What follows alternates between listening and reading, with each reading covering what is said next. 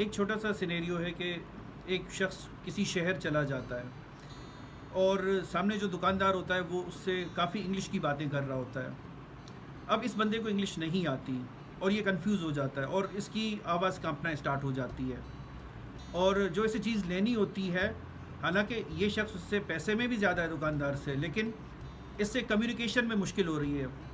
ऐसे बहुत सारे सिनेरियोज़ आपको मिलेंगे जब हम कॉल सेंटर कॉल कर रहे होते हैं तो फिर पूछा जाता है how may I can help you, या इस तरह की बहुत सारी सिचुएशंस में जहाँ पर सामने वाला किसी और लैंग्वेज में बात कर रहा होता है। आसान सा हल है इसका, कोई ये रॉकेट साइंस नहीं है या मैं कोई इतनी डिफरेंट बात बताने नहीं जा रहा। जो आपकी ज़बान है कॉन्फिडेंट रहें।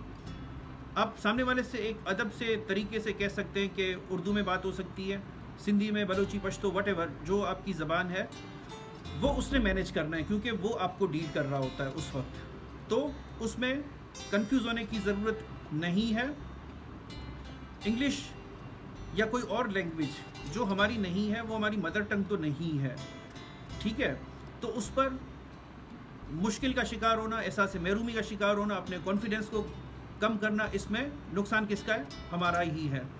तो हमेशा अपनी लैंग्वेज पर, अपनी जो आपकी सकाफ़त है उस पर हमेशा कॉन्फिडेंट रहें। ये वो चीज़ें हैं जो हमें हमारे बड़े छोड़ कर गए हैं और इन चीज़ों को दुनिया से लैंग्वेजेस ख़त्म होती जा रही हैं। जो पुरानी लैंग्वेजेस हैं, अपने बच्चों के साथ अपनी आबाई ज़बान में कोशिश करें उनसे उसमें बात की जाए।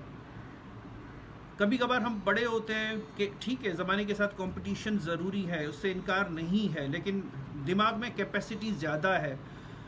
पहले अपने बच्चे को अपनी वाली लैंग्वेज सिखाएं, बाकी वो दुनिया की लैंग्वेजेस बाद में आराम से सीख सकता है। और उसी तरीके से अपने कॉन्फिडेंस को भी हमेशा अप रखें, अपनी ज़बान पर ख़ुद को महफूज समझें।